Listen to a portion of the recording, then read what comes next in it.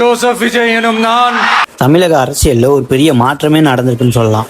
தாவேக தலைவர் விஜய் ஜோசப் விஜய் என்னும் நான் அப்படின்னு சொல்லி தமிழ்நாட்டோட முதலமைச்சராக பொறுப்பேற்றிருக்காரு.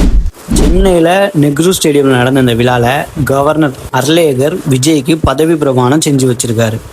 விஜய் கூட சேர்ந்து மொத்தமாக 10 அமைச்சர்கள் பதவி ஏற்றுக்கிட்டு இருக்காங்க.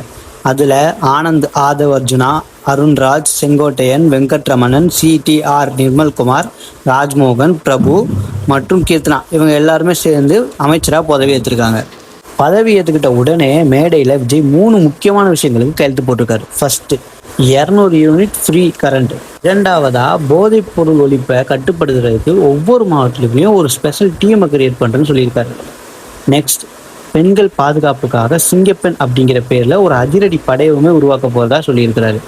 முதல்வராக பேசின விஜய் முன்னாடி இருந்த கவர்மெண்ட் கஜானாவை காலி பண்ணிட்டு போயிட்டதாகவும் ஏகப்பட்ட கடனை வச்சுட்டு போயிருக்காங்கன்றதையும் சொல்லியிருக்காரு. அதனால கவர்மெண்ட்டோட பண நிலவரத்தை பற்றி ஒரு வெள்ளை அறிக்கையும் வெளியிட்டு போறேன்னு சொல்லியிருக்காரு. மக்கள் தனக்கு கொஞ்சம் டைம் கொடுக்கணும்னு கேட்டிருக்காரு. ஸ்டாலின் விஜய்க்கு வாழ்த்து சொன்னாலும் அவரோட பேச்சை கொஞ்சம் கடுமையாக தான் விமர்சனம் பண்ணியிருக்காரு. பணம் இல்லைன்னு இப்பவே பேசாதீங்க, மக்களுக்கு கொடுக்கணும்னு மனசு இருந்தா போதும், 10 லட்சம் கோடி கடன் இருக்குன்னு சொல்லி மக்களை திசை திருப்ப பார்க்காதீங்க அப்படின்னு சொல்லியிருக்காரு. 10 லட்சம் கோடி கடனை பற்றி நீங்கள் என்ன நினைக்கிறீங்க அப்படிங்கிறத கமெண்ட்ல சொல்லுங்கள்.